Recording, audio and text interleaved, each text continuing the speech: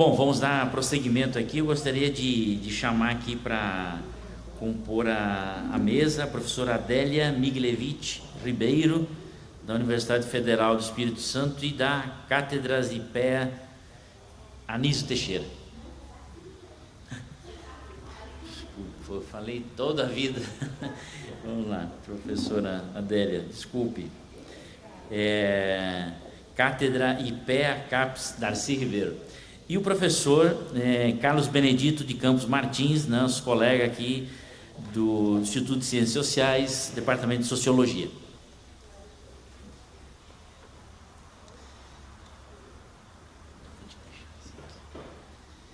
Bom, eu vou passar aqui a palavra para a professora Adélia, agora fazer uso da palavra, e em seguida o professor Carlos Benedito.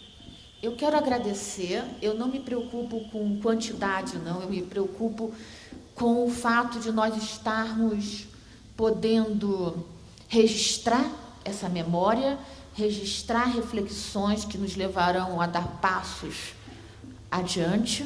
Então, são momentos. Eu acredito muito, sabe, Remy, nessa ideia de que histórias são continuidades e descontinuidades. Vocês narraram desde ontem para nós as experiências que vêm dos anos 20 no Brasil e que foram interrompidas autoritariamente, mas foram refeitas, novos grupos articulados, as mesmas pessoas ou pessoas novas se reencontrando em novos fóruns. Eis que esses novos fóruns sofrem também seus deslizes, e aí nós temos inesperadamente tempos de silenciamento, eis que retomamos novos e antigos em novos círculos intelectuais, em novos círculos sociais, e tivemos a experiência da UENF, que eu achei engraçado, não sei se foi mencionada um pouquinho mais cedo, porque eu cheguei um pouquinho atrasada, mas a experiência da UENF é a última filha de Darcy Ribeiro, tem 17 anos. Irmã da UNB.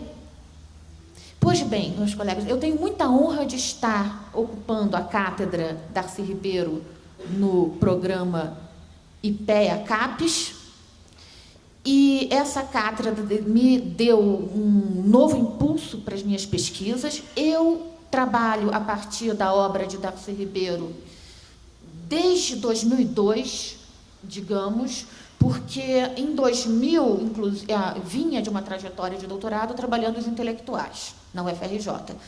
Porém, quando eu defendi a minha tese, uma semana depois, peguei minhas malinhas e fui para a UENF, em Campos dos Goytacazes.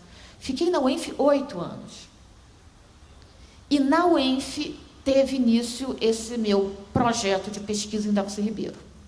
Com a cátedra IPEA, repito, isso retomou com um novo fôlego. Eu fico muito honrada de estar nos 50 anos da UNB. Não é qualquer coisa para mim. E outro detalhe, eu já mencionei com o Remy, eu sou candanga. Eu cheguei aqui com 7 meses. Meu pai transferido da Justiça Eleitoral, minha mãe professora, e retornei ao Rio, minha terra natal, mas a verdade é que meu sangue é candango. Meus caros, eu chamei a minha reflexão, a minha fala, de reflexões sobre a utopia. Antes de tudo, e isso eu faço questão de registrar, eu estou ao lado do meu professor, indiretamente, Carlos Benedito Martins, titular em Sociologia, e tendo a oportunidade de ter esse diálogo com ele pela primeira vez, formalmente, né, Carlos Benedito? Bem, eu chamei a minha fala de reflexões sobre a utopia necessária e a Universidade Brasileira a partir de Darcy Ribeiro e Anísio Teixeira. Então, começo pelo termo mesmo utopia, e isso talvez nos dê mais tranquilidade, o que não significa energia de construção, ou menos energia de construção. O termo utopia não existe na realidade.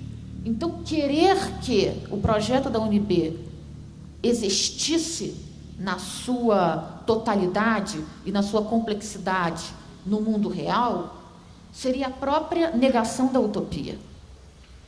Não estou dizendo que utopia não lugar, não estou dizendo que utopia é inexistência, mas eu estou dizendo que utopia é inspiração. Eu estou lembrando de Mannheim falando que utopia é justamente ideias que não existem ainda, ideias que estão incongruentes com a realidade. Se fossem extremamente harmoniosas com a realidade, não seria utopia.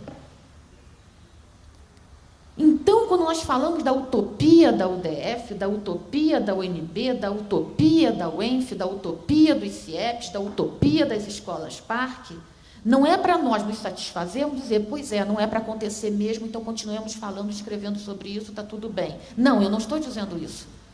Eu estou dizendo que utopia é diretriz, é orientação, é foco de caminhada. Mas eu estou dizendo também que a realidade é mais complexa, é dinâmica e é feita por nós, que evidentemente não somos perfeitos.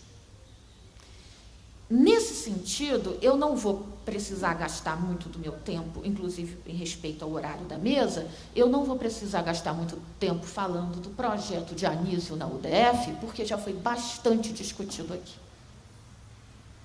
Mas eu quero apenas lembrar que quando o Anísio, coerentemente, né, quando ele é retirado da vida pública e volta à vida pública em 47, como secretário estadual de Educação na Bahia, né, e constrói a sua primeira escola parque, depois é chamado à vida pública nacional novamente pelas mãos de Juscelino Kubitschek. E quando a gente lembra que ele, à frente do INEP, e, portanto, do CBPE, do Centro Brasileiro de Pesquisas Educacionais, ele convoca Darcy Ribeiro, e ontem também foi mencionado esse estranhamento inicial do antropólogo com o educador que acreditava no projeto da modernidade, e claro que Darcy Ribeiro idem, mas o estranhamento de ambos, e, ao mesmo tempo, uma sintonia rara entre aquelas duas, de fato, geniais cabeças. Quando Darcy é chamado para o CBPE e faz as pesquisas de diagnóstico sobre a modernização brasileira, junto com uma equipe extraordinária, enorme, plural, de sociólogos, antropólogos, enfim, pesquisas para pensar a urbanização, para pensar o crescimento populacional, para pensar que Brasil é esse que está mudando tão aflitivamente. Que interessante, né? Um planejamento, um pensamento de governo, de gestão, com base na pesquisa, não é? Que coisa interessante, a ideia de aplicação. E, naquele momento, nós estamos no governo Juscelino, e no governo Juscelino, nós já estamos falando da nova capital, nós estamos falando de Brasília, e nós estamos com aquela efervescência nacional, metade do mundo contra Brasília, se bem que ou mais, né? Bem mais. E o próprio Darcy ganha visibilidade perante Juscelino, porque ele vai para um programa na TV Tupi para falar mal de Brasília. Depois, claro, que ele muda de ideia, principalmente quando ele vê Oscar Niemeyer, Lúcio Costa, as pessoas que ele mais admirava, e o próprio Anísio abraçando o projeto, ele muda e entusiasticamente assume a nova capital. Mas nesse programa da Tupi, ele é contra pelo seguinte, porque ele estava com raiva das falas do senso comum, de que Brasília está num lugar vazio. Não tem nada aqui, só tem índio selvagem. Ele está irritado com isso. Como não tem a cidade mais antiga, de início do século XVIII, 1720. Como é que pode dizer que aqui não tem nada? E ele acreditava que o processo de interiorização não seria através do deslocamento de capital, seria através de uma recuperação de um outro plano, que já tinha um século de existência, que era de uma via fluvial entre Belém e Buenos Aires. E, ao longo dessa via fluvial, aí é bem Darcy Ribeiro, né, gente? Imagina ele no programa Tupi falando isso. Desapropriando as terras ao longo da via fluvial para permitir a fixação da população rural, etc. Bom, é óbvio que não tem nenhum efeito, mas ele chama a atenção do Juscelino. Juscelino convida Anísio Teixeira para responder pela organização do sistema educacional na nova capital, ele está empolgadíssimo, ele está trabalhando do lado do Anísio.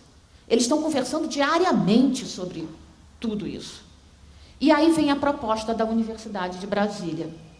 Numa divisão de tarefas, é Darcy que assume, digamos, a luta pela criação da UNB. Agora, é claro que ele está com um respaldo político, intelectual do seu mestre Anísio Teixeira. Isso a gente não tem a menor dúvida. Senão ele mesmo sabe, eu sou um ilustre desconhecido. Eu sou um ilustre desconhecido entrando num lugar em que ninguém nunca ouviu falar de mim e que Anísio Teixeira é a pessoa que diz, olha, esse cara tem o que dizer, tem seu mérito. Então, ele está, sim, entrando em todos os fóruns políticos e ministeriais, etc., através da chancela do seu mestre Anísio Teixeira. Nesse sentido, eu quero recordar que a luta, quando o Juscelino... são muitas lutas para criar a UNB, por isso que, de fato, eu não posso negar, os alunos da UNB, não sei que perfil o Carlos Benedito no DESUB está levantando, mas eu lamento caso não conheçam e não valorizem o seu patrimônio, porque a luta foi incessante desde o primeiro minuto. Quando o Juscelino, ele em 60, enfim, quando ele está pedindo a criação da UNB ao Congresso, naquele momento não se definiu que plano, absolutamente. Nós lembramos ontem que houve uma séria quase interrupção da UNB antes sequer virar projeto de lei, quando Dom Helder Câmara, no caso os jesuítas, propõe ao Juscelino a criação de uma universidade jesuítica aqui em Brasília. E o Juscelino não vai dizer não. O Juscelino lava as mãos. Sem ônus nenhum para o governo, né? O Darcy, que fica indignado, inquieto, mas ele sabe que não pode contar com o JK, então ele vai para dentro da igreja e trabalha com, como vocês comentaram ontem, ele pega e diz o seguinte, essa igreja não está tão unitária assim, né? Então vamos conversar com o Frei Mateus Rocha, dos dominicanos, o Frei Mateus Rocha, vamos fazer uma proposta, meus caros padres, e vocês não estão dispostos vocês já têm 8 universidades, a católica, né? Vocês já têm 8 universidades no Brasil, 4 delas já são jesuíticas. Mas, no entanto, vocês não têm um instituto de teologia católica. Nós gostaríamos de absorvê-los na UNB. Vocês formam enfermeiros, formam engenheiros e não formam teólogos. Bem, o Frei Mateus Rocha vai ao Papa, volta e diz, aí o Darcy nervoso, e agora? E o Dom Helder, os jesuítas, vão criar a mesma universidade? Frei Mateus Rocha, não. O Papa disse que não haverá nenhuma universidade católica em Brasília. Aí ele, cadê o papel? Não precisa do papel, o Papa falou. A igreja toda sabe. Então, nós temos a UNB. Segundo problema, quando o projeto de lei é aprovado, aí nós já comentamos ontem, né, a questão Jânio renunciando, o desespero do Darcy, o que vai acontecer com o Brasil daqui para frente, põe na pauta do dia e a UNB é criada, nós temos um outro problema. O JK designa como comissão de criação da UNB, como nós comentamos ontem, os nomes adversários de Anísio Teixeira e de Darcy Ribeiro. Meu Deus, depois de conquistar, entregar de mão beijada, para o quê? Para os reitores das universidades tradicionais. O Celso Calmon. Imagina o desespero, Darcy. Aí vem a importância do Anísio novamente. O Anísio, como presidente da SBPC, altamente articulado, a SBPC apoia Anísio e Darcy contra a possibilidade da universidade ser criada por esse grupo designado por JK. E, enfim, depois de novos combates, novas lutas, JK decide, a comissão que vai criar quem apoia? Ciro dos Anjos, Victor Nunes Leal, eles estão no gabinete civil, chefia e vice-chefia do gabinete civil, E aí nós temos a comissão criada com Darcy, Ciro dos Anjos e Oscar Niemeyer. Vitória. Foi por pouco. Quanto ao UNB, já foi exposto, inclusive pelo professor Murilo, o planejamento, então eu não preciso também me ocupar disso, mas eu queria chamar a atenção para um ponto, a questão dos alunos. Porque é curioso como na universidade necessária, o Darcy descreve os 3 perfis de alunos. E ele descreve, os nomes que ele dá, nós podemos gostar ou não, eu estranho, mas eu não estou preocupada com isso não, estou preocupada com a ideia que ele coloca. Ele chama um do aluno consumidor, o outro ele chama do aluno profissionalista, e o outro ele chama do estudante, né, acadêmico, que por sua vez tem 2 subtipos, um que ele chama de universitário e um que ele chama de técnico profissional. Bem, quando ele fala do aluno consumidor, ele fala o seguinte: existem os alunos que vêm para a universidade pela ambiência universitária, pela experiência social de estar numa universidade. Meus caros, ele diz que nós não podemos fechar a universidade para esse aluno, não. Ele vê a universidade como espaço de socialização. Não tem nenhuma maturidade para fazer escolha profissional. Aí a gente diz, a gente vai gastar dinheiro público com esse aluno? Bom, o problema é se esse aluno virar 100% dos estudantes da UNB. Aí eu já estou provocando o debate para os dias de hoje. Se o aluno consumidor virar 100% da UNB, é perigoso. É aquele que só vem pegar o que precisa. Que não necessariamente tem nenhum compromisso, sequer com profissionalização, sequer com qualquer proposta acadêmica, científica. Bom, existe um outro perfil de aluno, que é o aluno profissionalista. E aí o Darcy diz, também não podemos querer menos a esse aluno, não. No nosso elitismo, a academia nos socializa nisso, por causa da ideia de excelência acadêmica, etc. Quer dizer, eu não estou falando nem dos aspectos negativos disso. Eu estou falando que nós somos, por conta de nossa formação, etc., insuflados cotidianamente a exigir do nosso aluno um pouco do perfil que nós construímos para nós mesmos. E isso é altamente perverso. Existe um aluno que quer, sim, a sua empregabilidade, quer estar no mercado profissional, tem outras prioridades, não, algo que a gente chama vida. E essa prioridade não é a universidade. No entanto, ele precisa da universidade para adquirir ferramentas para a sua realização como profissional. Eu não estou falando do profissional que não pensa a sua prática.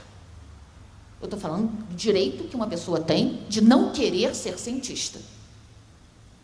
E existe o aluno, que aí ele reconhece como sendo aquele que a universidade deve injetar mais força e mais dedicação, que é o aluno que, independente da origem social, desponta de fato pelo gosto especial aos estudos. E pelo gosto especial para se constituir no seu campo de conhecimento como tropa de frente. Aí pode ser no campo científico, propriamente dito, na academia, ou mesmo na área mais ampla do mercado de trabalho, porém como setores de liderança. E aí ele diz, como manter esse aluno? O debate é muito contemporâneo, Vocês falaram da iniciação científica ontem. Sim, o germe está aí. Só que ele está falando em bolsa desde o primeiro período. Ele está falando em garantias desse aluno permanecer na universidade desde o primeiro período, senão esse aluno vai embora. E nós estamos negando o princípio da universidade pública. Repito, existe o aluno profissionalista. Agora, existem alunos muito bons que não tiveram chance ainda de serem reconhecidos por seus professores como desejando não ter uma estrada profissionalista, desejando ter essa estrada que ele chama de acadêmica e que ele subdivide em 2, porque a ação não precisa ser necessariamente na universidade. Então, ele fala, obviamente, dessa bolsa e ele fala da inserção imediata nos projetos dos professores. Pode não ser no projeto que o professor está fazendo, mas nos grupos de estudo dos professores. Aí eu chamo a atenção, não é tutela, não. É orientação, é diferente. E aí tem toda a discussão. O projeto da UNB está muito colado também as ideias que nós conversamos sobre a Anísio e que convergem com as de Darcy. Estou falando de um Darcy que iria escrever no exílio, durante o exílio, depois em seu retorno, ele iria produzir o que ele chamou de estudos de antropologia da civilização. E é composto por livros, os 2 primeiros publicados em 68 no Uruguai, o Processo Civilizatório, As Américas e a Civilização. Depois nós temos Os Índios e a Civilização, de 70. Nós temos depois o Dilema da América Latina, de 71. Depois nós temos Os Brasileiros, Teorias do Brasil, para até termos, em 95, uma obra de cunho mais literário, O Povo Brasileiro, de 95. Esse Darcy está, de fato, embrenhado. Nós conversamos com a professora Ana Valesca ontem, nessa linguagem de época que é o desenvolvimento. A universidade, portanto, a universidade necessária não é a universidade tradicional. A universidade tradicional é desnecessária e até mesmo altamente contra qualquer proposta de construção de um Brasil autônomo. Nós não estamos falando de faculdades isoladas, nós não estamos falando de bacharelismo no sentido de doutores, sem nenhuma pretensão de engajamento em projetos de sociedade, e nós estamos falando intensamente de uma universidade comprometida com a inovação tecnológica, com a ciência e tecnologia. Ele trabalha, o Darcy, com 2 conceitos, não ele, a geração dele: aceleração evolutiva versus modernização reflexa ou atualização histórica. A aceleração evolutiva supõe a modernidade com autonomia, inovações tecnológicas, e nós podemos falar em tecnologias alternativas. E a modernização reflexa é o que todo mundo sabe, essa modernização espúria, que não recoloca o Brasil numa geopolítica mundial, numa situação de simetria com as chamadas nações centrais ou desenvolvidas. Sendo muito breve, quando o Darcy ele está no exílio, ele consegue ter uma vitalidade. Eu estava comentando com o professor Carlos Benedito Martins, que ele tem uma vitalidade que o salva, creio, inclusive da morte, né? A morte do exílio, porque ele tem uma rede fantástica de interlocutores e colaboradores e vem a trabalhar na reforma do sistema universitário ou mesmo na criação de universidades em diversos países na América Latina e, inclusive, na Argélia, como também já foi mencionado. Quando ele retorna definitivamente do exílio, e ainda demora 4 anos no Brasil para conseguir seus direitos civis, políticos de volta, todos nós sabemos que ele se engaja com Brizola. E na primeira eleição do Brizola como governador do estado do Rio de Janeiro, e ele seu vice, ele assume o Programa Especial de Educação, que é o primeiro PE e a criação dos CIEPs. Não vamos poder nos estender nesse momento, nesse trabalho, mas já foi mencionado nas mesas anteriores. Quando o Brizola não ganha o seu segundo governo, vem o Moreira Franco, o Darcy está eleito já, enfim, senador da República. Quando o Brizola volta com... Aí o Darcy abre mão do Legislativo e retorna ao Executivo, então nós temos a criação da UENF. A UENF era um projeto, isso é uma história também muito, muito emblemática, porque Campos dos Goytacazes, tem toda uma caracterização política regional no Rio de Janeiro, norte fluminense, reivindicavam uma universidade. Eles já tinham faculdades isoladas. E eles conseguiram, que eu digo as elites locais, uma organização e a aprovação na Constituição Estadual, na ALERJ, mas, no entanto, isso é Moreira Franco, mas quando se trata da execução, o Brizola já assumiu o governo. E passa de mão beijada para o Darcy Ribeiro. Eu tenho trechos no meu paper, que sairá no livro, o livro será lançado hoje, Remy? vai ter o lançamento do livro, o capítulo inteiro está no livro, porque acontece um problema grave. As elites locais campistas, elas não querem Darcy Ribeiro, não querem a UENF. Querem a UENF que ligaria a Universidade de Direito, a Faculdade de Direito, a Faculdade de Odontologia, a Faculdade de não sei o quê, tudo que o Darcy não quer. Quem vence? O poder. Quem está no poder. Darcy vence. E nós temos a UENF criada muito similarmente à UNB. A diferença é que, se a UDF já tinha retirado o departamento e se a UNB já tinha retirado o departamento, a cátedra para colocar o departamento, a UENF retirou o departamento para colocar o laboratório. Mas eu não vou me estender, vou deixar para o debate, porque eu sei que essa mesa está com o horário comprimido e eu quero passar a fala para o professor Carlos Benedito Martins. Mas querendo dizer o seguinte, a UENF nasce, alma gêmea da UNB, com a mesma aposta na inovação tecnológica e com um olhar muito visando o desenvolvimento regional, mas com a mesma ideia de Tanto é que eles pensam o polo ceramista, o polo do petróleo, gás e petróleo, o polo leiteiro, e a bacia leiteira, fruticultura, etc. E tem toda uma história sobre o Centro de Humanidades, a pretensão de uma escola de cinema, de experimentação latino-americana. E volta o tema da educação da UDF, a Faculdade de Educação, como experimentação pedagógica, e o colégio na UENF. Se vocês me perguntarem, isso aconteceu? A resposta é não. A pergunta é, como fazermos para continuarmos existindo? Tentando fazer. E refazendo, sob novos prismas, em novas circunstâncias, porque a história existe enquanto vivos nela estivermos. Obrigada.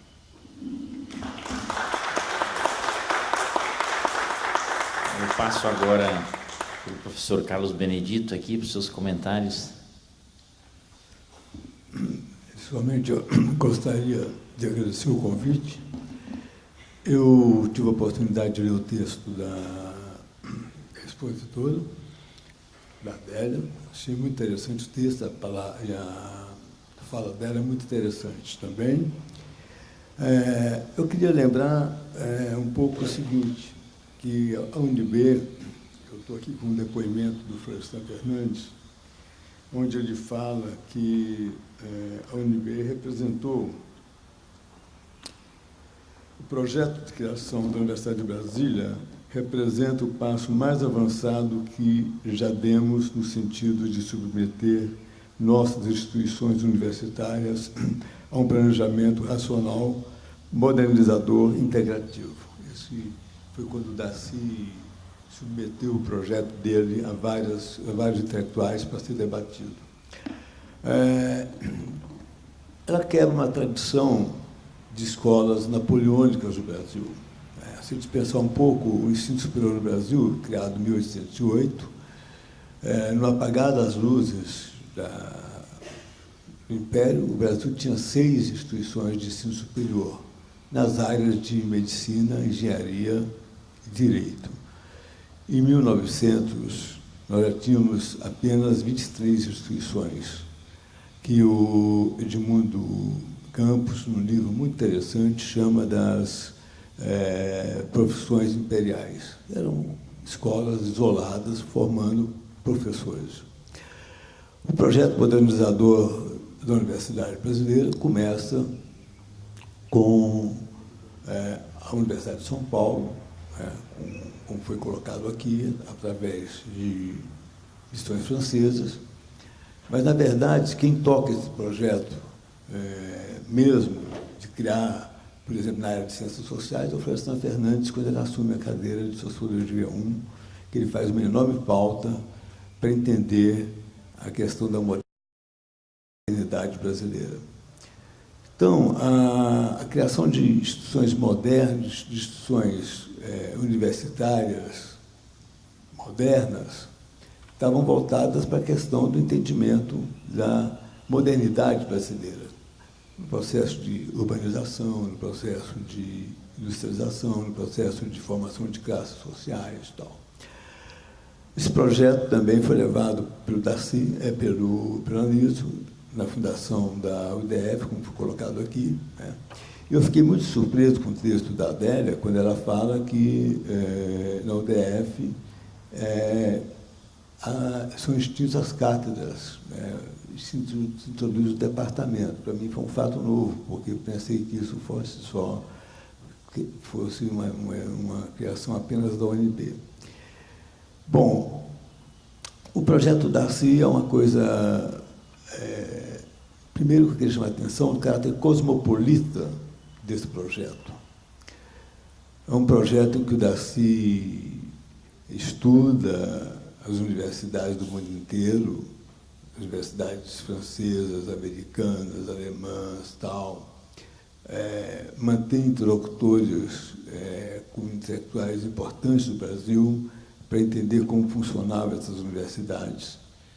E a UNB rompe com o modelo napoleônico e cria o modelo humboldtiano, um modelo onde a pesquisa passa a ser um elemento fundamental e constitutivo da universidade. Há várias inovações aqui dentro.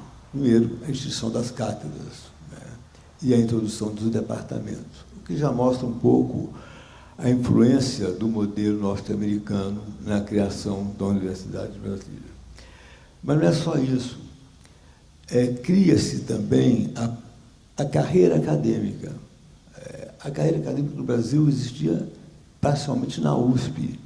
Nós tínhamos uma carreira extremamente amadora do professor universitário no Brasil. Se cria uma carreira acadêmica com níveis professor assistente, professor auxiliar, assistente, titular, tal.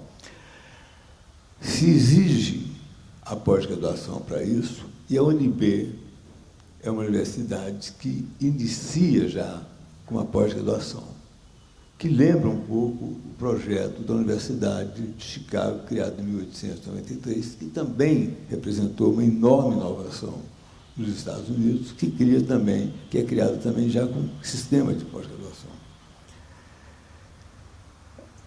O Darcy queria fazer da UNB um centro de pesquisa científica, mas também que tivesse diálogos com as humanidades.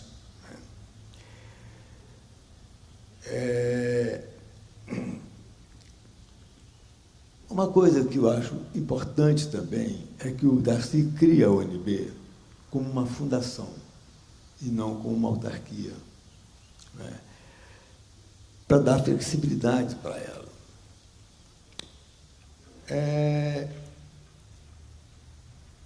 O Darcy estava pensando, quando criou a UNB, num projeto de um capitalismo nacional autônomo. E, nesse sentido, o Darcy procura também dizer que a universidade, além de formar profissionais para diversas áreas, devia manter também diálogo com as indústrias nacionais.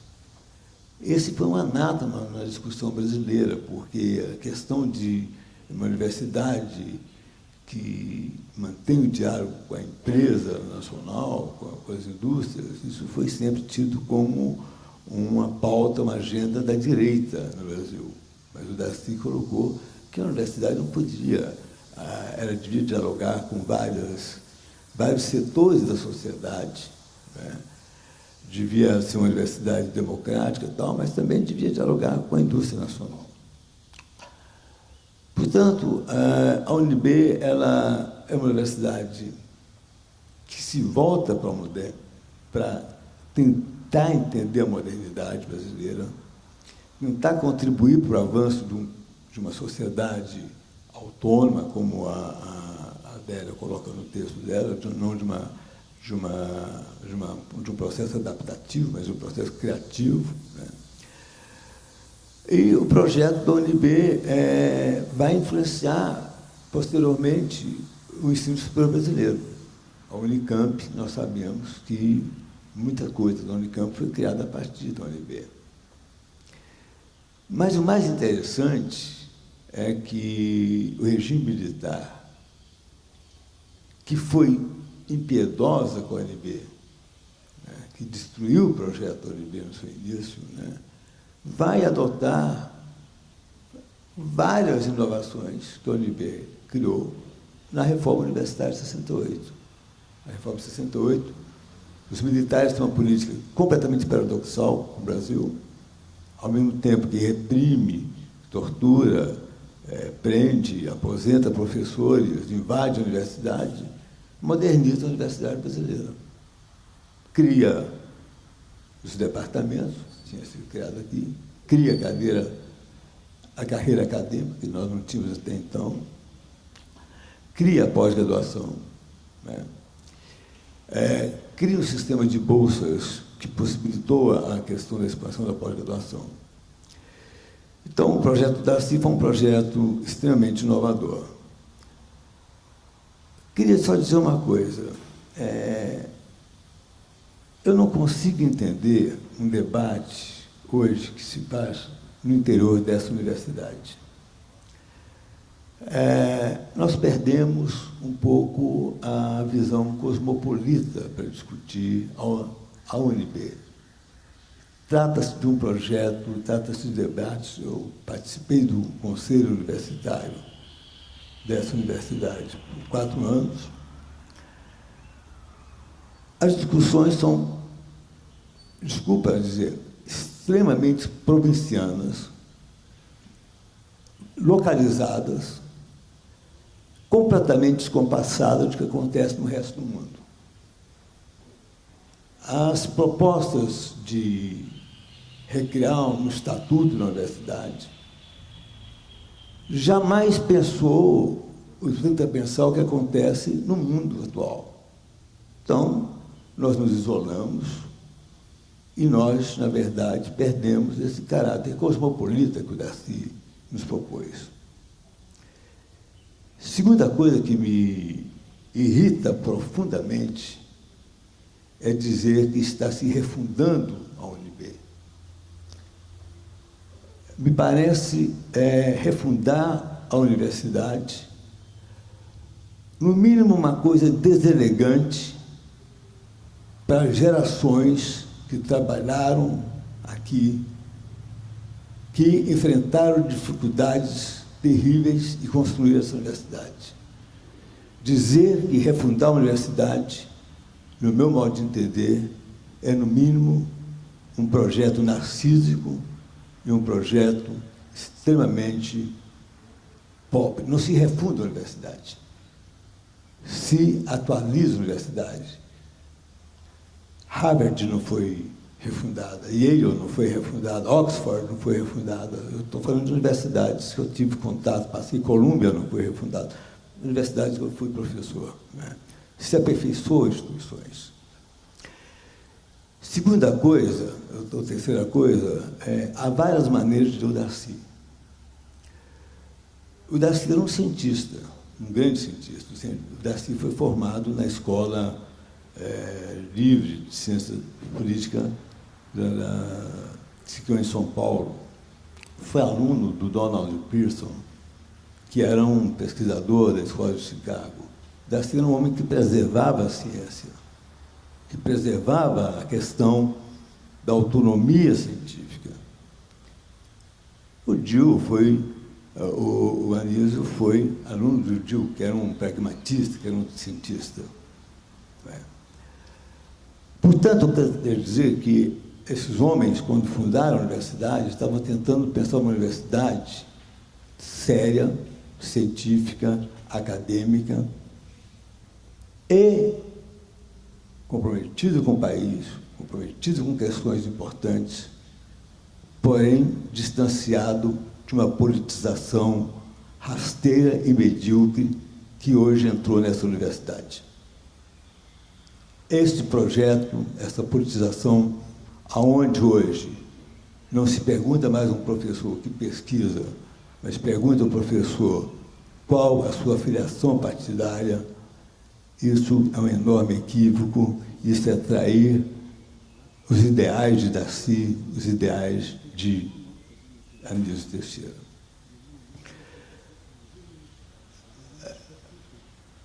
a UNB ela não tem que ser reinventada. O projeto do Darcy não foi concluído. O projeto do Darcy previa várias coisas que não foram concluídas. A começar pela questão da fundação, de criar uma fundação. O Darcy queria uma universidade que não fosse subserviente ao Ministério da Educação. E o que nós observamos na educação brasileira é que as universidades federais, desde 1971, são submetidas, subjugadas e tuteladas pelo MEC. Os reitores das universidades federais lambem as botas dos ministros da educação brasileira. Isso é uma vergonha, isso contraria o espírito de autonomia.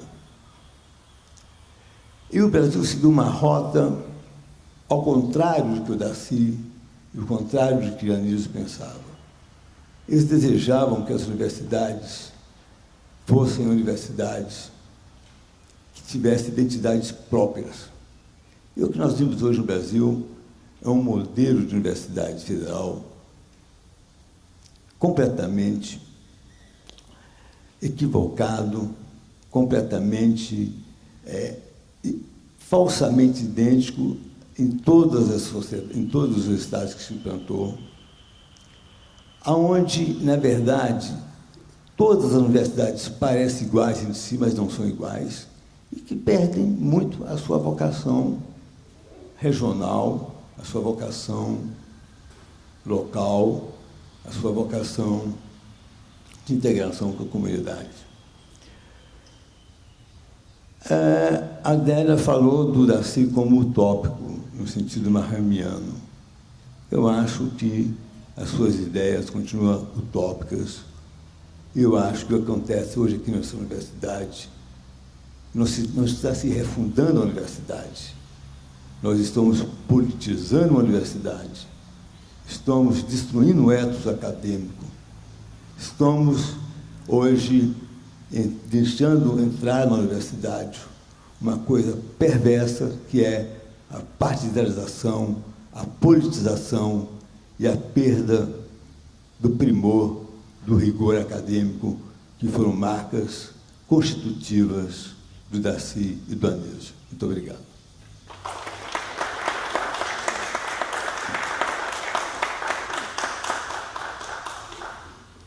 Bom, eu queria aqui abrir aos presentes aqui, questões, né, para a mesa, né, a professora Adélia e o professor Carlos estão aqui. Eu vou passar aqui o microfone.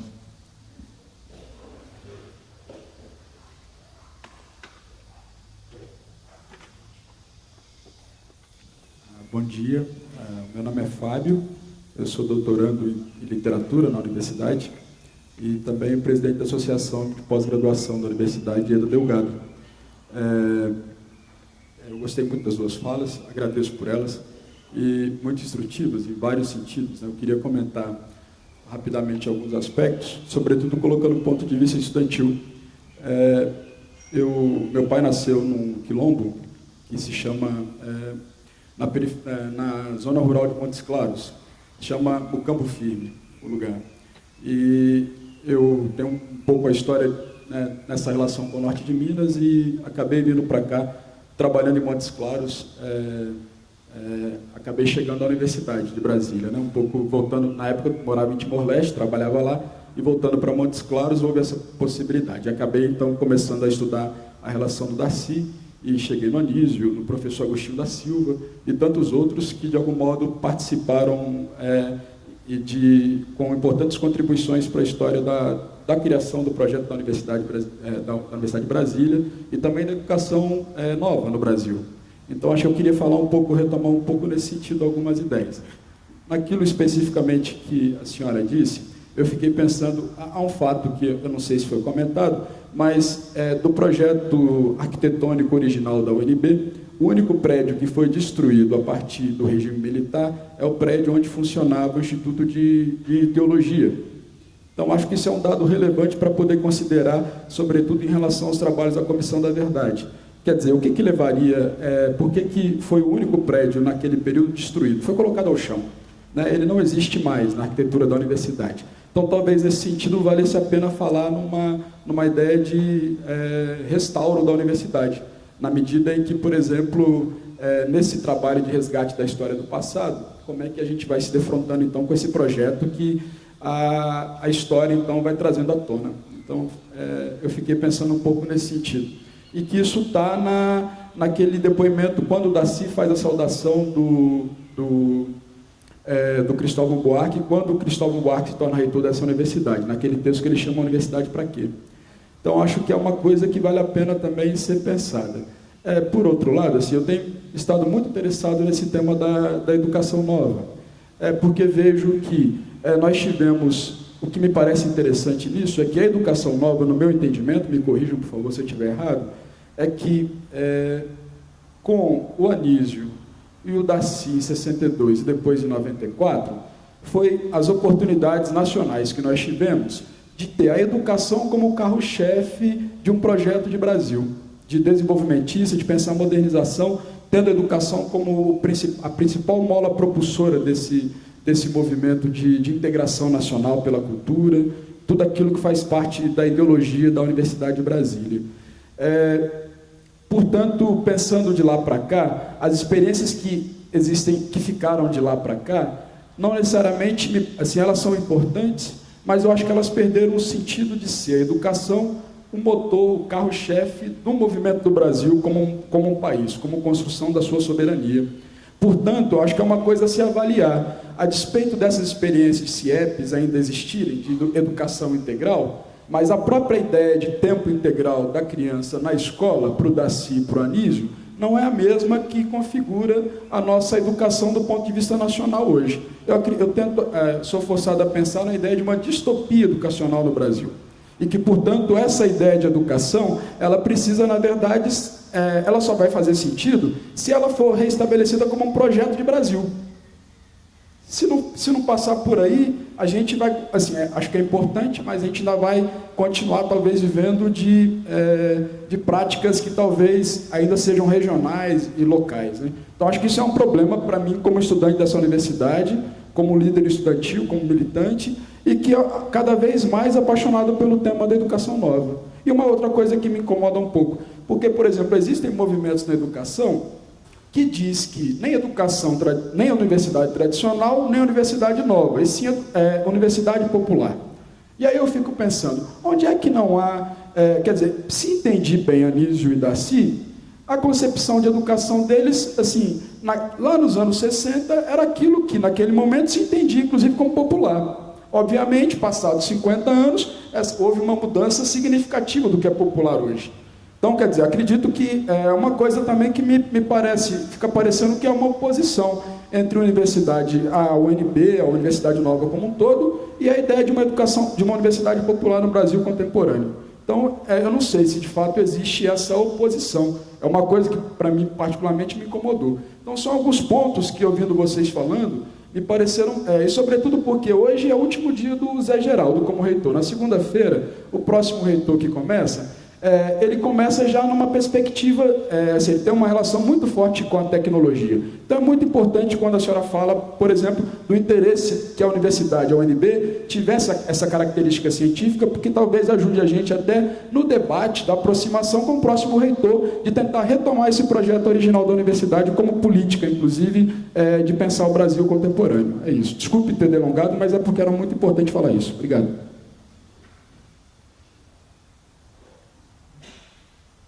Bom dia, Murilo Camargo, né? Eu gostei demais da apresentação, né, dos debatedores, com relação à professora Adélia, com os trechos do livro do Daci, da Universidade Necessária, né, dos grupos de estudantes, né? Então, é uma coisa que eu li, quando eu li, teve um grande impacto, porque a gente acaba observando isso, né, durante a vida de professor. Eu sou professor da Universidade Federal desde 1986.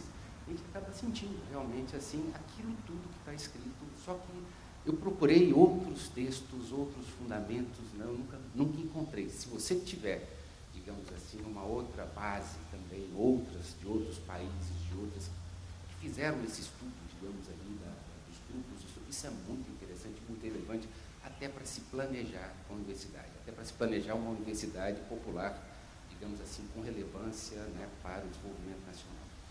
Mas eu gostaria também de me ater ao tema, né, que é ali a perspectiva, né, de Darcy, Anísio, na universidade contemporânea.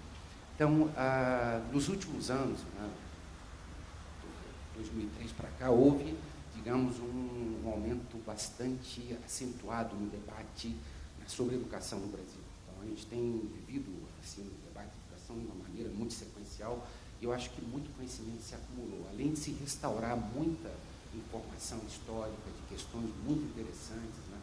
E de lá para cá, por exemplo, surgiram no governo Lula 14 universidades federais novas, e agora no governo Dilma mais 4 estão sendo, digamos, implementadas.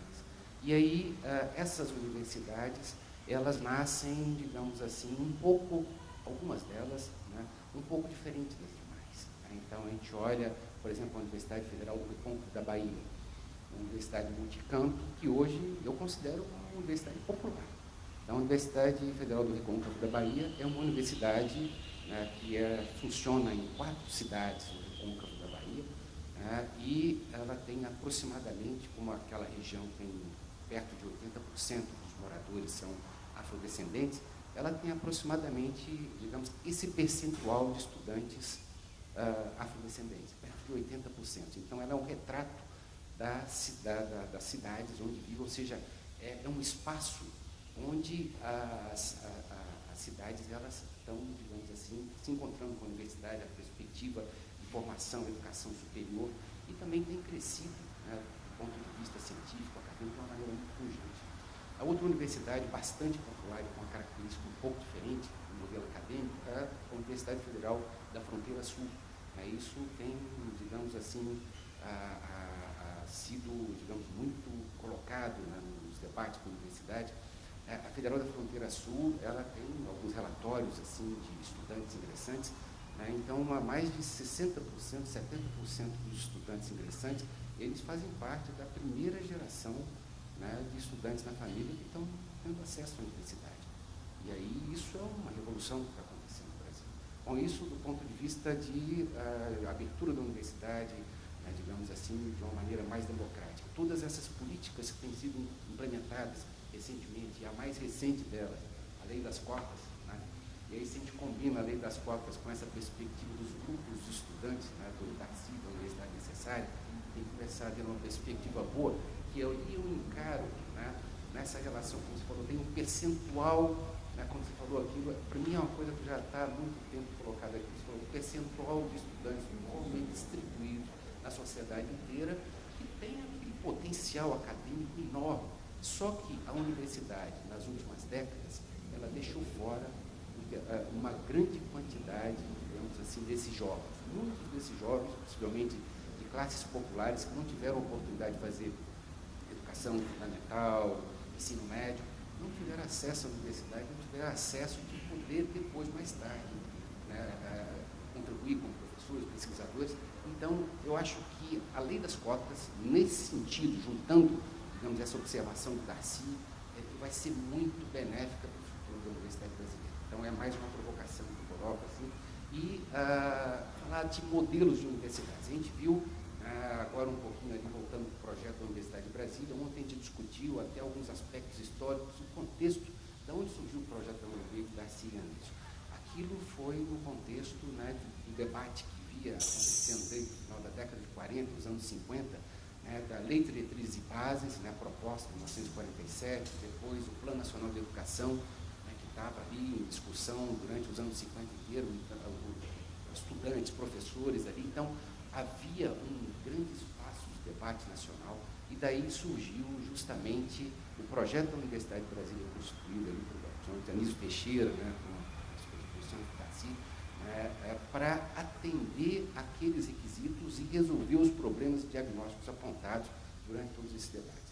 Bom, a universidade, né, como diz o livro de Salmeron, ela foi interrompida com o golpe militar, então se deixou de se implementar muitas coisas interessantes. E nos últimos anos houve novamente o debate da reforma universitária, Então, eu lembro dos anos 2003, 2004, assim, anos riquíssimos, a proposta, né, o debate da UNE, o debate da Academia Brasileira de Ciências, SBPC, aquele movimento inteiro, então ficou refreado. Depois voltou, e ali tudo inspirado um pouco naquele modelo amisiano, né, do regime de ciclos, enquanto arquitetura de formação, né, digamos, a universidade com viés mais científico, etc., questões assim mais, a questão da modernização dos departamentos. Então, hoje a questão é o fim dos departamentos, né, mas, bom, vem o que depois. Então, isso tudo aconteceu agora no início dos anos 2000, houve um freio, né, o projeto ficou parado, depois aconteceu o programa Reúne, né, do primeiro para o segundo governo Lula, no início do segundo governo Lula, em 2007, o programa Reúne, ele reviu, né, vários aspectos que estavam colocados na reforma universitária. Algumas universidades que surgiram nesse contexto, né, dessas 14 universidades federais, algumas nasceram muito inovadoras mesmo, e aí eu gostaria até de contrapor um pouco o professor Carlos, né, que, por exemplo, se a gente pega o projeto da Universidade Federal do ABC, é uma universidade que surgiu de um debate acadêmico profundo, né, de uma maneira completamente de ver e organizar o conhecimento, de organizar a formação. Aquilo é muito inovador. Depois a gente vê a Universidade do Oeste do Pará, a UFOP, né, a gente vê a própria Universidade Recôncavo da Bahia e uma série de outras. A universidade que está sendo criada no sul da Bahia, que está tendo a colaboração, né, do professor Naumar, então com visões completamente diferentes, distintas. Eu acho que o processo está evoluindo de uma maneira muito intensa. A formação, né, a maneira de formar os estudantes também tem evoluído. Por exemplo, em 2006, com a instalação da Universidade Federal do ABC, se iniciou ali a formação em ciclos. No primeiro ano, os primeiros 3 anos com bacharelado em ciência e tecnologia, depois o estudante, mais 2 anos complementava em engenharia. Esse debate continuou com o processo da Universidade Nova, a Universidade de Brasília participou desse processo em 2007, do Reúne, e até eu e o professor Naumar participando de comissões. Hoje em dia, esses cursos, esses bacharelados gerais ou bacharelados interdisciplinares, de formação de caráter mais geral e fundamental, básico, não profissionalizante, esses cursos são hoje responsáveis por perto de 11% do total de todas as vagas ofertadas pelas universidades federais brasileiras. Então, não é um número pequenininho, não. Isso tem crescido de uma maneira muito importante. Aí vão dizer, não, mas é porque isso foi imposto pelo governo. Não. Mais de metade dessas vagas foram ofertadas depois do Reúne, ou seja, depois que as universidades se planejaram por Reúne, elas resolveram, digamos assim, se estruturar de uma maneira mais interessante para poder fazer uma formação de melhor qualidade. Então, vivemos um processo, eu acho, de uma revolução na educação superior brasileira. Eu só espero que tinha vontade que ela fosse muito mais rápida, mas eu acho que a gente está vivendo, digamos assim, um processo bastante intenso de mudança, né, na perspectiva, inclusive, né, de olhar o Brasil de uma maneira nova, um sentimento de brasilidade, que a gente estava falando ontem, desse movimento cultural, até que você falou também, né, colocado mais recentemente, e olhando a perspectiva da universidade, digamos ali, para contribuir, né, para o desenvolvimento nacional, mas também de tratar, digamos assim, ser muito mais igualitária, muito mais aberta, muito mais democrática, muito mais republicana. Então, é isso que eu gostaria de colocar. Queria passar para a mesa primeiro, depois eu vou abrir o professor Benedito tem um problema de horário aí, mas se puder fazer umas considerações aí, depois a gente volta a... Eu começar, Carlos, ou você? Então, agradecer todos os comentários, em primeiro lugar. Carlos Benedito, no que ele toca em relação a essa peleja empresa-universidade, realmente é curioso pensar que Darcy Ribeiro via de outro modo. Ele não via essa dicotomia empresa versus universidade. Ele entendia como setor produtivo e universidade. Então, ele não estava vendo o setor produtivo como necessariamente antagônico ao projeto nacional. E quando ele pensava a universidade no franco diálogo com o setor produtivo, Ele exigia, o que o professor Carlos Benedito mencionou, a autonomia universitária. Então, ele não estava falando, eu não sei como é que está sendo esse debate aqui no campus, mas eu sei como está sendo em vários campi, né, no Brasil. Ele não estava falando das empresas instalarem aqui suas concepções de qualidade total, ou de formação, de mão de obra, eu não sei, e, portanto, e gerir recursos e dar recursos para determinados centros ou núcleos que são afinadíssimos com aquela proposta daquela empresa, e, portanto, a universidade como um todo, ela é abandonada, e nós encontramos aquelas ilhas da fantasia, não sei como é que está aqui não, mas eu sei como é que está no resto do Brasil. Ele não estava falando disso, da empresa mandar na universidade, e muito menos na geração de recursos e na administração dos recursos de uma universidade. Ele estava falando ao contrário. A universidade, portanto, autonomamente, saber que recursos são esses e como distribuí-los. E até que ponto quer ou não essa parceria. Mas claro que ele pensou nessa parceria. Outra lembrança, a questão da Unicamp, sem dúvida, quando ele cria o ENF, ele diz, estou me baseando na Unicamp e no que a Unicamp representou para São Paulo. E ele está dizendo, quando ele fala, por exemplo, no caso das parcerias com a Petrobras e no desenvolvimento tecnológico, ele está falando de uma profunda conexão entre a ideia de que a universidade também é um agente produtivo. Nós produzimos riquezas. O que é o know-how? O que é a ciência? E, sendo universidade, e não sendo empresa, nós temos muito mais potencial de falarmos disso como propriedade intelectual de um país. Então, o debate da empresa e universidade, do setor produtivo e da universidade, realmente tem mais de uma perspectiva. Mas podemos entender o seguinte, que isto estava pensado no projeto original da UNB. E foi tanto pensado que na UENF, quando Darcy assina o plano orientador da UENF, que eu vou lhe passar, Murilo, o plano orientador da UENF, caso você não tenha, e eu vou lhe passar para você ver, inclusive, o que o Darcy mudou, o que ele permaneceu, ou seja, a própria autocrítica dele, ele volta ao mesmo ponto.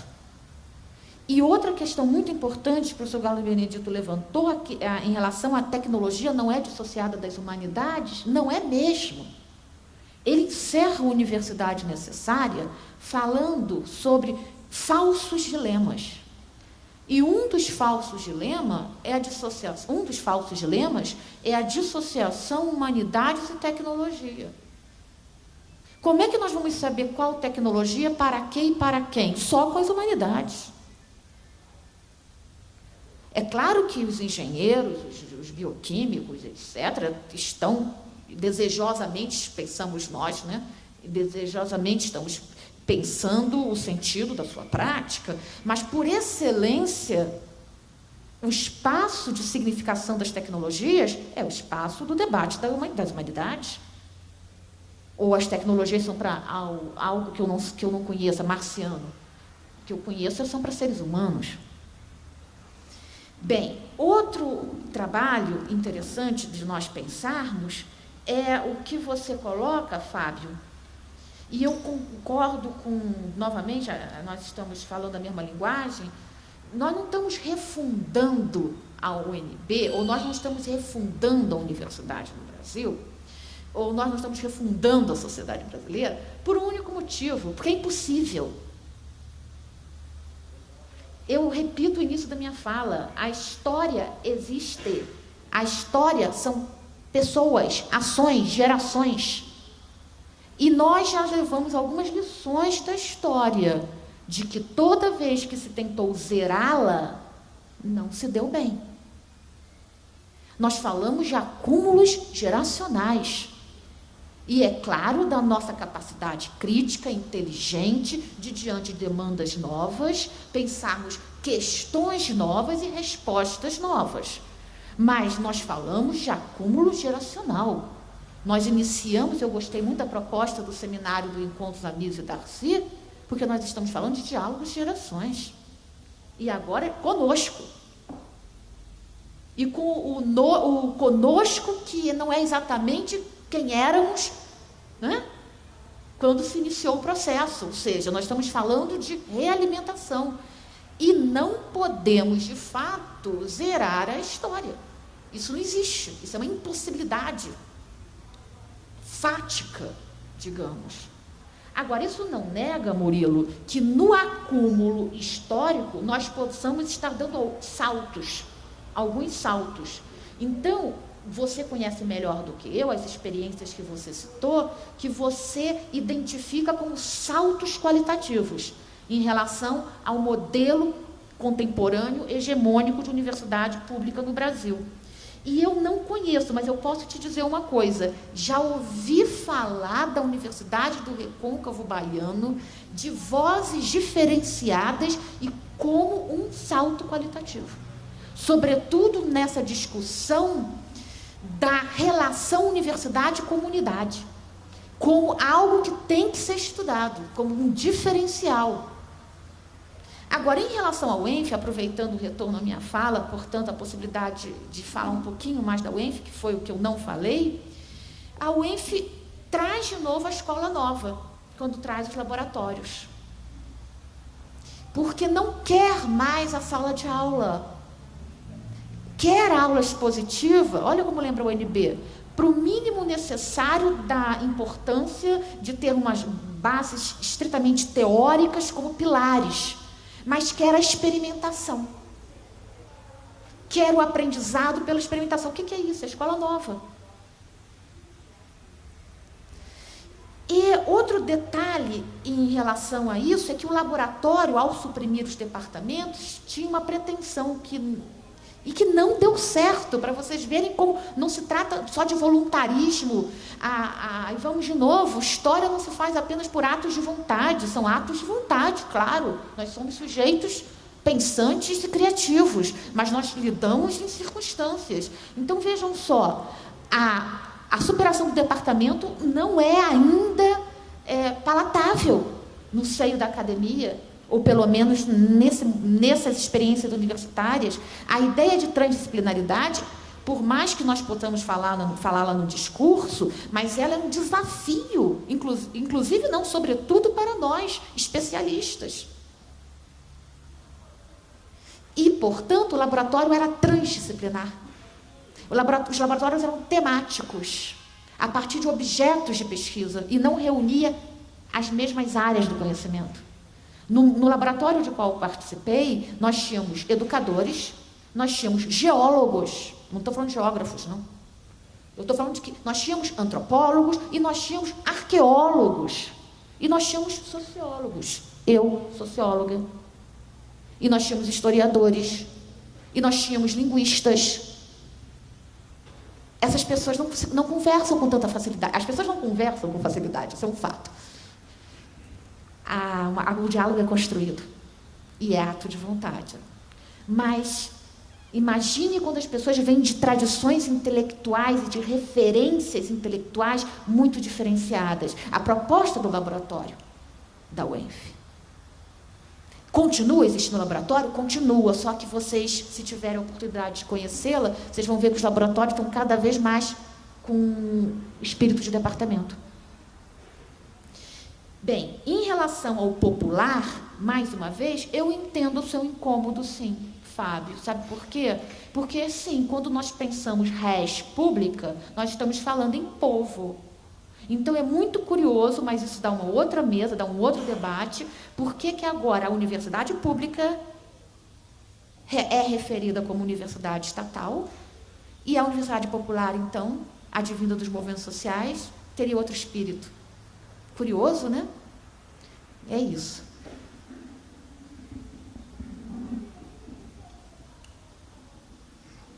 Só queria terminar dizendo que se falou muito aqui, nas obras do Darcy, que estudou muito a questão do processo civilizatório. E, no meu entender, eu nasci e concebi a universidade como um espaço de civilizar a sociedade. O que significa isso? A universidade é um local para formar cidadãos de mentes abertas, despreconceituosas, capazes de entender o mundo contemporâneo, capazes de se situar diante do mundo contemporâneo. E, para isso, a universidade ela deveria criar um sistema no qual os alunos circulassem pelas diferentes áreas do conhecimento. Eu vou ler aqui uma coisa que dizia o seguinte, Daci: ele propunha cursos introdutórios de 2 séries para todos os alunos da universidade, a fim de dar-lhes preparo intelectual e científico básico para seguir os cursos profissionais nas faculdades. Isso é fundamental e essa ideia foi esquecida. A universidade hoje virou um grande colégio. Virou um grande colégio. Os departamentos não conversam entre si. Os alunos não circulam entre os departamentos. Eu vou dar um exemplo do meu instituto. Eu faço parte do departamento de Sociologia. Eu não sei absolutamente o que meus colegas de Antropologia fazem. Eu não sei absolutamente o que meus colegas de Ciência Política fazem. Eles não sabem absolutamente nada que nós fazemos. Nós convivemos num silêncio absoluto, numa falta de diálogo e numa falta de transição de alunos por diferentes departamentos, né? Isso é uma questão que nós perdemos, essa questão que era uma proposta do Daci de criar uma universidade onde engenheiros pudessem ter uma formação, além de engenheiros, pudessem ter uma formação humanística também. Essa é uma ideia fundamental que nós perdemos. Eu me lembro aqui um pouco do trabalho do Roberto Arco sobre a obra aberta. Há várias maneiras de ler o Darcy Ribeiro. Há uma leitura populista do Darcy Ribeiro, uma leitura graça, uma leitura aonde leva a uma partidarização, a uma esquerdização absoluta, o que nós estamos vendo hoje aqui nessa universidade. Se criou aqui dentro da universidade, nos últimos anos, um mito de universidade de esquerda. Isso é um sonho de noite de verão. Não existe universidade de esquerda, existe universidade que se pauta pela excelência acadêmica. Harvard não é conhecida pelas suas opções políticas. Columbia não é conhecida pelas suas opções políticas. Oxford, que eu acabo de passar um ano, não é conhecida pelas suas opções políticas, é conhecida pela sua excelência de trabalho científico, acadêmico, pela dedicação dos seus professores, que são reconhecidos não pelas suas filiações partidárias, mas pelo seu método acadêmico, pela dedicação integral dos estudantes nas universidades. A minha leitura é que, no bojo do Daci, ele desejava criar uma universidade onde a pesquisa, a seriedade intelectual fosse um componente fundamental da universidade. Eu acho que nós precisamos estar atento a isso e não deixar que opções políticas, que partidos políticos tomem conta dessa universidade. Essa universidade precisa... Uma universidade, ela é autônoma, ela, ao mesmo tempo que mantém um diálogo com a sociedade, pesquisa questões relevantes, era um espaço da pluralidade, do diálogo, da tolerância. O Mannheim tem uma frase muito interessante, que o Mannheim dizia que a universidade devia ensinar as pessoas a ter simpatia pelas ideias que lhes são contrárias. Eu acho que isso está um pouco no espírito do Daci. Eu acho que hoje nós estamos criando nessa universidade um pouco, lamentavelmente, em função de uma politização medíocre, um espírito de intolerância acadêmica.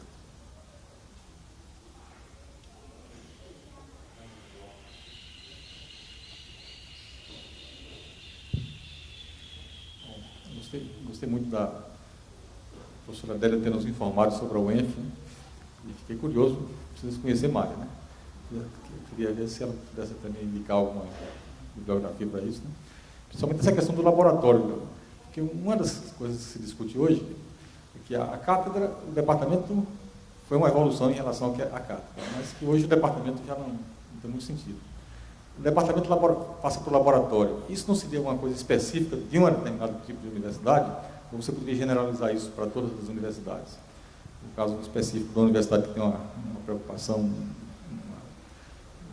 uma orientação, a meu ver, mais para a área tecnológica. Não sei se seria isso. Queria que você detalhasse um pouco mais essa questão. Agora, o que você colocou sobre a questão da escola nova, acho que é bom também colocar aqui, porque a gente está pensando nos desdobramentos aí das ideias de Darcy e de Anísio para a contemporaneidade, né? Então, é preciso a gente talvez explicitar claramente o que é essa educação nova, né? Que a educação nova, Anísio não gostava da expressão. Anísio não gostava do manifesto dos educadores pela educação nova. Ele achava que a educação nova pode parecer que é simplesmente uma escola diferente da tradicional, mas diferente em quê? Onde é que está a novidade? Então, ele gostava mais da expressão educação progressiva, escola progressiva, em vez de escola nova, que é uma expressão que vem do William Kilpatrick, que é um dos professores importantes de Colômbia. Aliás, ele trabalhou mais com o Kilpatrick do que com o Dewey em Colômbia, né? E o Kilpatrick tem um livrinho que foi best-seller no mundo sobre essa questão da educação progressiva, que eles querem a educação para uma civilização em mudança, em contínua mudança. Esse conceito de educação para uma mudança contínua da sociedade é importante porque significa que ele tem que ser sempre atualizado, tem que ser sempre pensado, como o professor Carlos Benedito coloca, né? Não se refunda, você sempre vai atualizando. E é importante, e é isso que o Murilo coloca também, eu gostaria só de passagem de falar, porque a universidade necessária enfatiza muito essa questão da universidade, da relação da universidade com a comunidade. Ele acha que o grande avanço da universidade americana, comparado com a Europa, quando ele faz aquela comparação dos prêmios Nobel, né, como evoluiu o número de prêmios Nobel nos Estados Unidos comparado com a Europa, é porque os Estados Unidos souberam colocar essa característica da comunidade dentro da universidade. Enquanto que na universidade europeia, muitas vezes, a tendência, principalmente as tradicionais, né, era de você reproduzir a aristocracia. A aristocracia colocava seus elementos lá dentro para poder cultivar todas aquelas formas próprias e fazer ciência também, fazer coisas avançadas, mas era muito com essa visão. Enquanto que a universidade americana entrou muito por essa linha da comunidade, a universidade acoplada com a comunidade. E o momento é rico, eu não sei se é revolucionário, mas pelo menos é efervescente, eu sei que é. O que a gente está vivendo hoje é que remete para essa questão, de que a universidade brasileira está realmente buscando essa questão da relação da universidade com a comunidade, os vários modelos, as várias formas de você criar universidades. E nisso, a expansão das universidades isso foi muito importante. Outra questão também que eu gostaria que a mesa comentasse, dessa contemporaneidade, que eu vejo como uma diferença entre o momento de Darcy e Anísio e esse momento atual, é essa ideia de se colocar mais e mais alunos de 18 a 24 anos nas universidades. Tanto que se caracteriza como um índice de atraso o fato de ter menos alunos, menos jovens de 18 a 24 na universidade. Esse é um índice chave para a gente caracterizar se a universidade está sendo democratizada ou não. Isso leva a sérios problemas, porque se é importante que uma jovem de 18 a 24 anos entre na universidade para conhecer, ter a vivência universitária, e isso aí ser uma coisa importante para a sua vida, certamente é uma experiência importante, também não é o caso de você ter um jovem que entra aqui e que não consegue concluir o curso, que sai logo que entra. Então, isso é uma novidade, essa coisa de expansão da universidade, não mais uma universidade simplesmente para produzir conhecimento avançado, pesquisar, etc., mas para servir de lugar de vivência para a juventude. Eu queria que vocês desenvolvessem um pouco, se possível.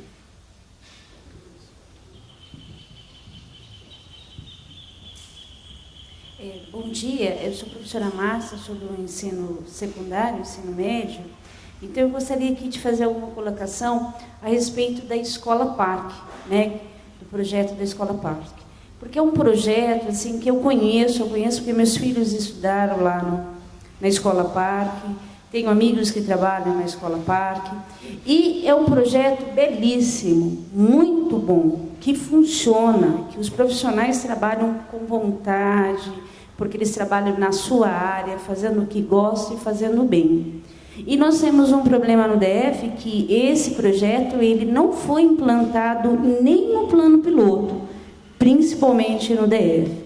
Então, assim, fazer a colocação assim, de que forma a gente poderia contribuir para que esse projeto seja retomado no DF. né? Porque há escolas na Asa Sul e Asa Norte que não têm acesso à Escola Parque.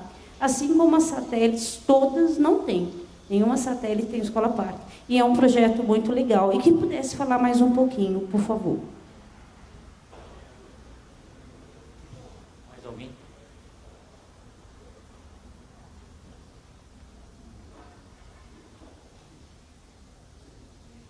Oi, gente. Bom dia.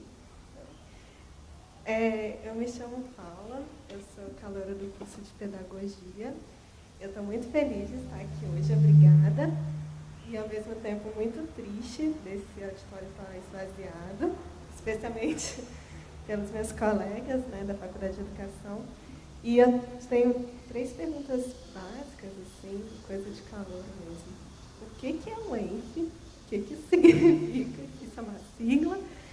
O que é o DF? O ENF.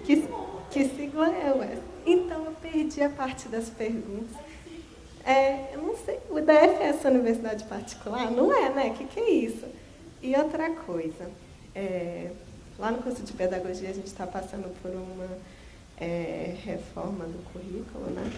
E eu entrei já sabendo que a FE não tem escola de aplicação, que fala contra tudo que eu ouvi aqui ontem e hoje sobre a experimentação pedagógica.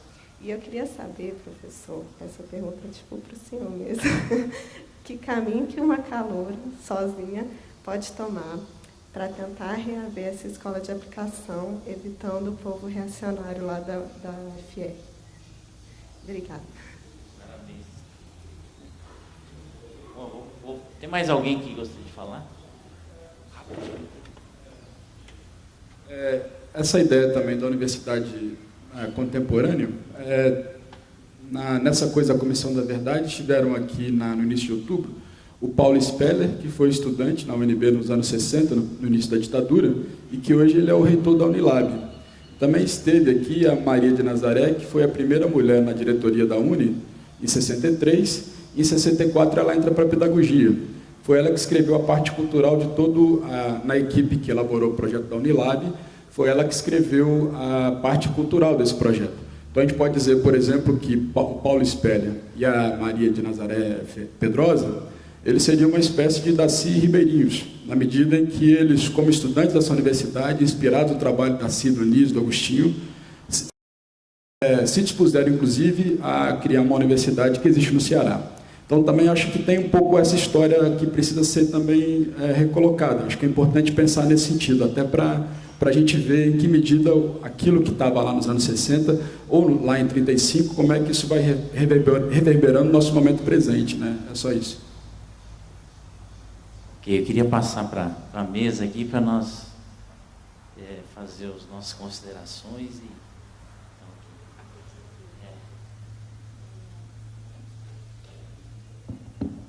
Você falou, eu vou começar, eu não vou seguir uma linearidade, mas eu vou buscar responder aos colegas todos que fizeram comentários e perguntas.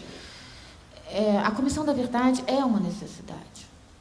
Então, isso, para mim, está fora de questão. É uma necessidade.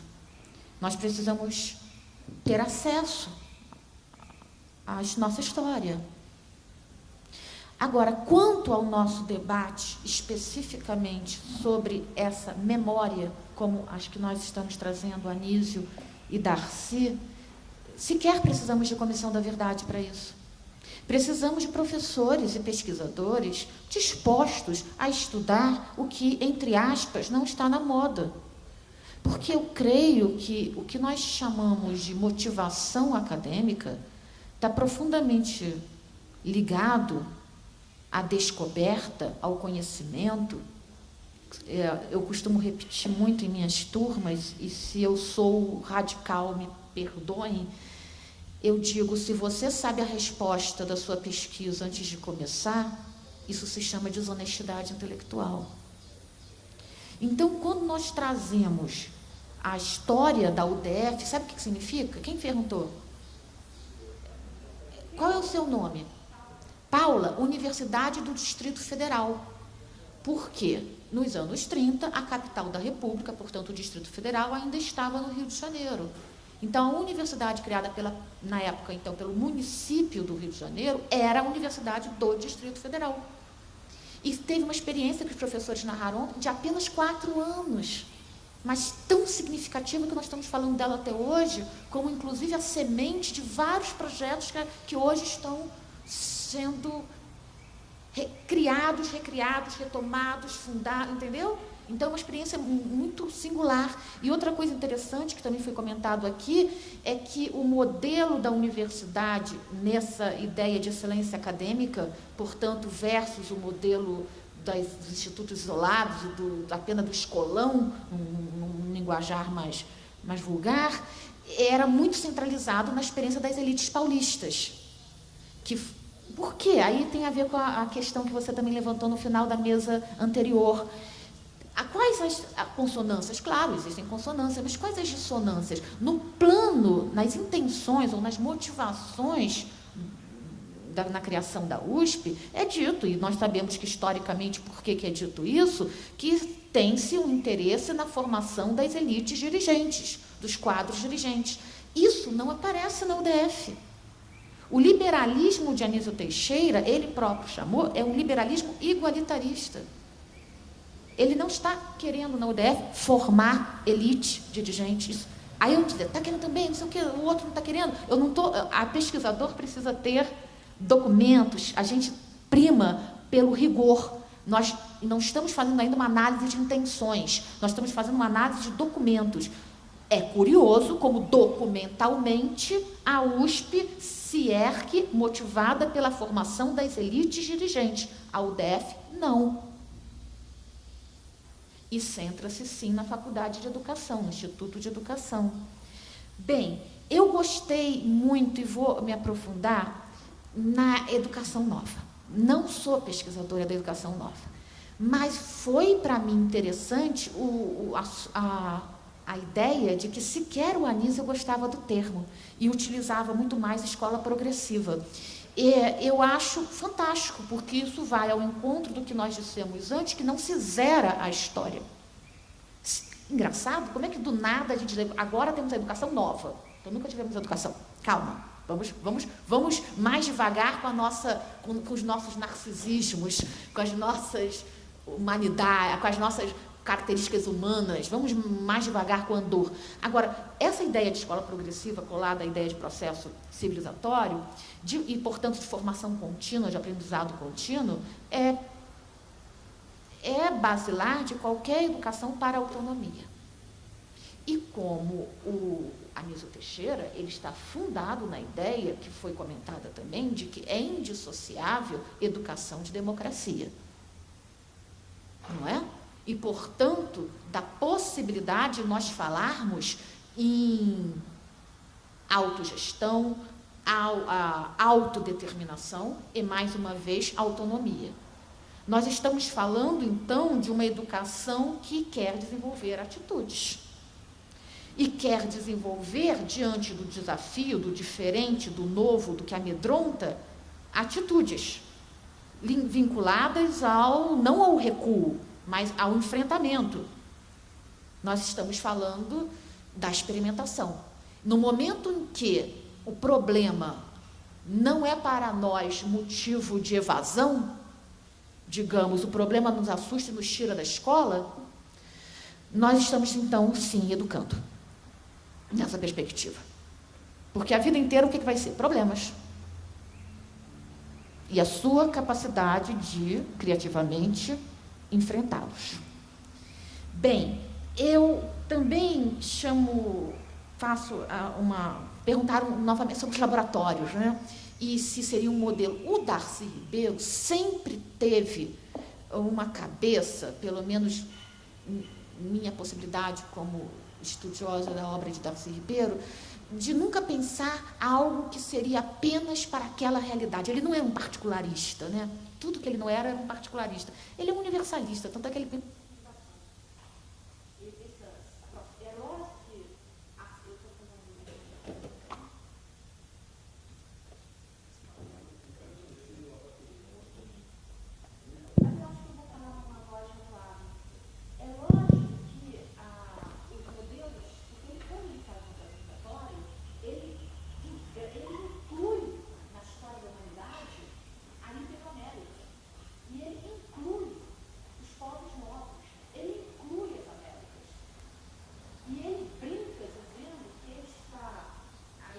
o lado hilário, o lado brincalhão do Darcy Ribeiro, porque ele é alvo de várias críticas, e ele diz, eu estou fazendo o que o Marx me pediu para fazer.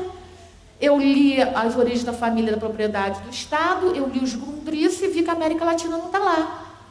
Então tem que entender, né? O processo citatório, agora existe algo chamado, oi, gente, eu estou aqui.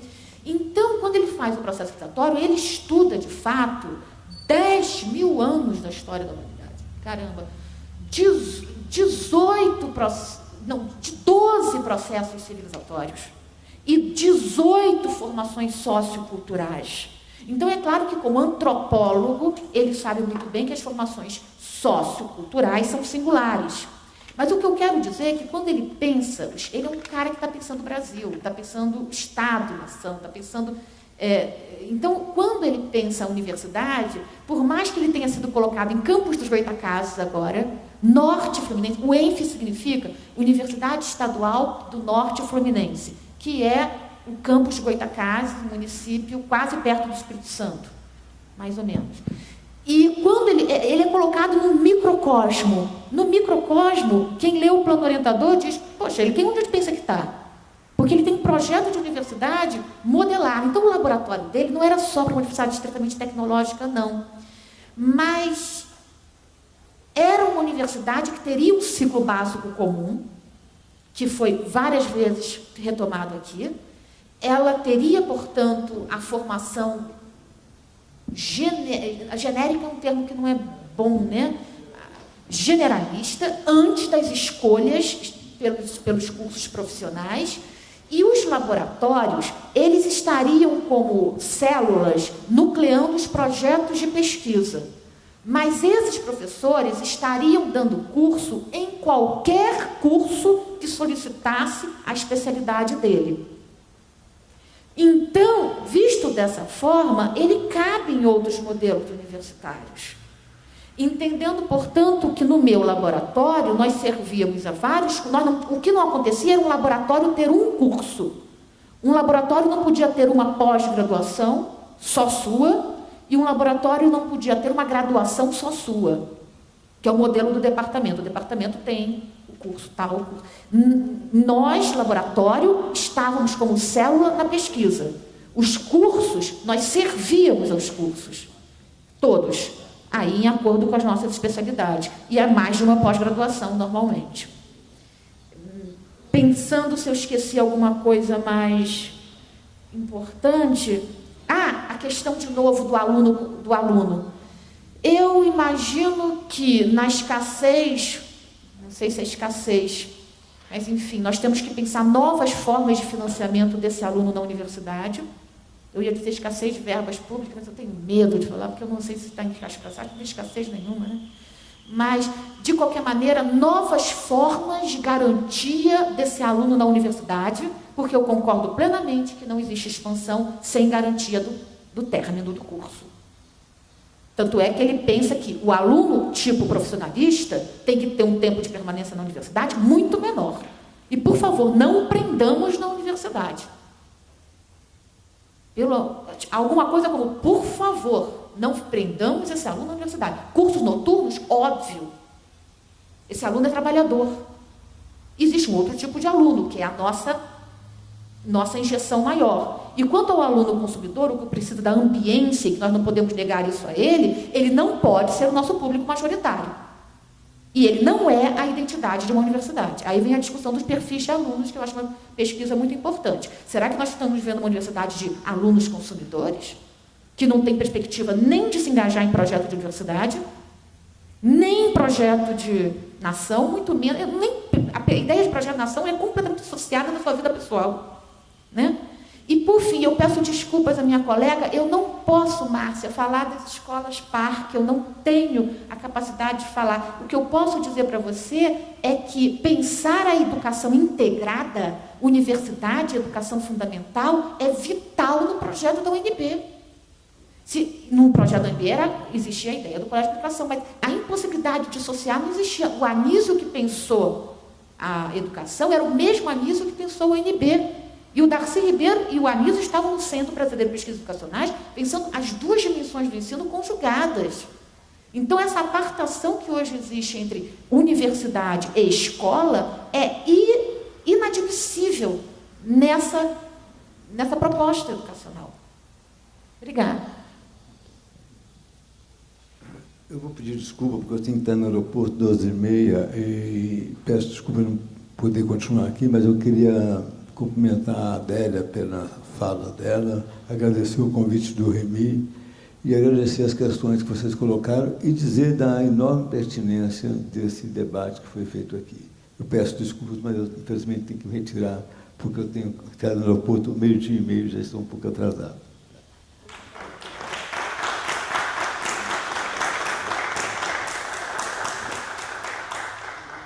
Bom, queria agradecer a Carlos Benedito e também, aqui aproveitando umas perguntas aqui, antes de encerrar a mesa aqui, fazer um pequeno encerramento aqui.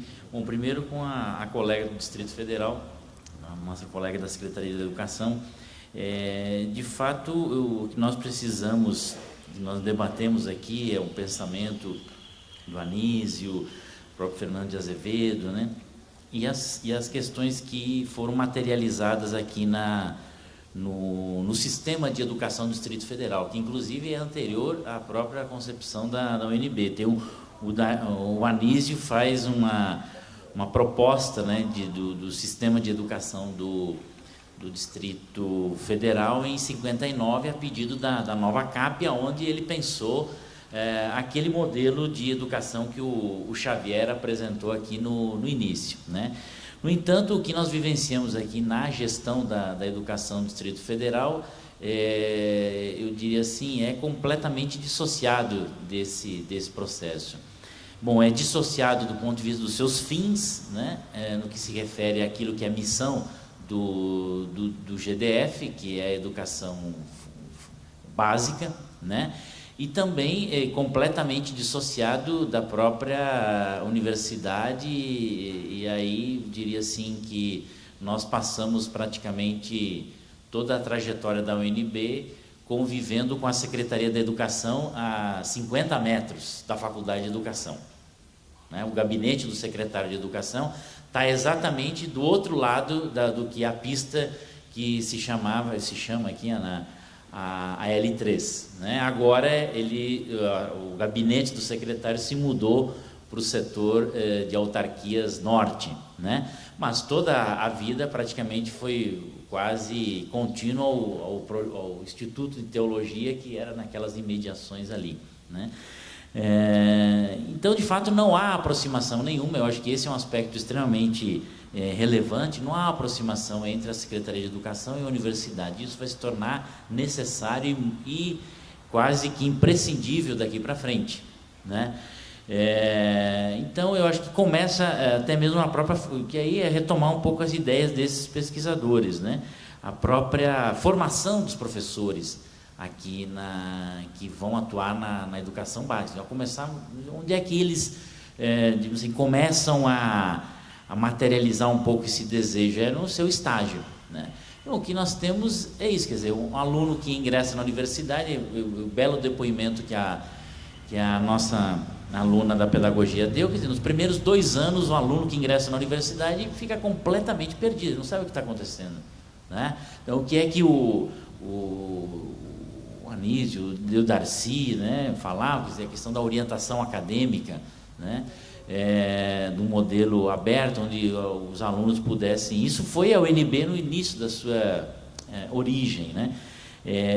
Depois que o aluno adquire digamos assim, uma certa autonomia, ele passa a ser, de alguma forma, um pouco mais tutelado, né? E o que nós poderíamos chamar aí da supervisão acadêmica, um acompanhamento mais sistemático, né? Que é o que, na formação dos professores, seriam os estágios, né? A lei fala que os alunos da licenciatura têm que passar 400 horas na escola, né? Eu vou dizer para vocês aqui que, na pedagogia, por exemplo, o aluno pode se formar vendo fotografias de escolas. Ele não precisa ir para a escola. E isso, inclusive, está no currículo, né? Basta ver fotografias, ele não precisa, não é obrigatório, ir para a escola. Nas outras licenciaturas, se o aluno na matemática, na biologia, na física, química fizer 20 horas na sala de aula, é muito, né? Então, demos um jeito de essas 400 horas virar alguma coisa que é estágio supervisionado, não sei o quê. Então, nós estamos brincando de fazer formação de professores. Então, eu acho que esse depoimento que você deu é extremamente importante para nós, né? Ao mesmo tempo também que nós precisamos encontrar, aí, evidentemente, do ponto de vista do compromisso político da Secretaria de Educação, é pensar um novo formato de organização da educação, quer dizer, aqui no Distrito Federal. E diria assim que eu acho que o principal elemento articulador desse formato é pensar a educação integral. Eu acho que nós temos aqui todo um histórico, temos pessoas que pensaram sobre isso, temos iniciativa, podemos recuperar prédios, né? Temos um corpo docente no Distrito Federal acima da média, né? Dos professores de nível nacional. Temos um salário que não é evidentemente o desejado, mas em média o dobro, às vezes o triplo do que é a média nacional do salário do magistério em nível nacional. Então, eu acho que nós temos elementos aqui extremamente importantes para fazer do Distrito Federal uma educação de referência, né? Já deveríamos ter uma educação de referência. Temos o maior orçamento per capita, né, do Brasil no Distrito Federal. Temos a maior renda per capita está no Distrito Federal, né? Se é que vamos a coroa, né, ou seja, o governo federal transfere para o Distrito Federal 50% do seu orçamento, 11 bilhões no ano que vem. Nenhum ente federado do Brasil tem essa possibilidade de receber, além de todas as transferências, de todos os impostos que os estados e os municípios recebem, ser transferido metade do seu orçamento para serem aplicados em saúde, segurança e educação. E nem isso nos aproxima das iniciativas, inclusive, muito interessantes que nós temos tido no governo federal, que é, por exemplo, o programa Educação Integral mais Educação, que estamos de costas para isso. Então, eu creio que nós precisamos reinventar a nossa forma de fazer a gestão acontecer. Eu acho que fazer a gestão acontecer é olhar o que Anísio e Darcy fizeram no seu tempo, né? E no campo da universidade há a necessidade de reinventar a formação de professores, né? Nós precisamos fazer um processo, nos inspirar no que foi o plano orientador da UNB, agora tomando conhecimento da UENF aqui, da UDF, redescobrirmos, né, a forma de permitir com que os jovens que têm desejo e têm interesse em serem professores, oportunizar a eles uma formação que eles possam assim, almejar esse desejo ou concluir esse desejo, né? E isso se torna cada vez mais necessário, quer dizer, atrair para a carreira do magistério. Nós precisamos atrair para a carreira do magistério aqueles jovens que já no ensino médio despertam para o conhecimento, para o ensino de ciências e para uma série de outras coisas. Estamos perdendo essa briga. E começamos a perder lá no ensino médio, né, onde apenas metade dos jovens que deviam estar no ensino médio estão hoje no ensino médio. Temos 1 milhão de jovens que não estão nem atrasados, ou seja, não parou nem no ensino fundamental, está fora da escola, né? Então, um problema crônico no ensino médio, e começamos a perder os jovens aqui quando entram na universidade. Os jovens que começam, escolhem licenciatura e despertam, e são reconhecidos pelos professores imediatamente nas salas, são recrutados para ir para os laboratórios, e aí abandonam a licenciatura, né? E isso nós temos casos, né, diversos sobre isso. Mas é isso. Eu queria saber se a professora Adélia tem mais algum comentário a fazer. Só queria incitar a boa ambição, porque eu tenho ambições perversas, mas tenho ambição que é ambição boa. O Darcy Ribeiro era um ambicioso, no melhor sentido da palavra. Então, a boa ambição da UNB. Então, eu vou incitar. Eu estava localizando, mas não localizei. O Darcy diz que Brasília tem uma missão perante o país. A capital. Não estamos falando em centralismo, em autoritarismo, nada disso não. Mas estamos falando em inspiração. A UNB tem um grande papel. Então, nós estamos querendo vê-los realizar esse papel. Obrigada. Ok, eu agradeço a professora Adélia, como fiz também com o professor Carlos Benedito, a presença de todos, e às 15 horas nós retomamos aqui o debate com o professor Naumar e o professor, esqueci aqui, o professor Manuel Palácios, né, para nós discutirmos uma nova universidade para o Brasil, implicações no projeto recente de expansão. Muito obrigado.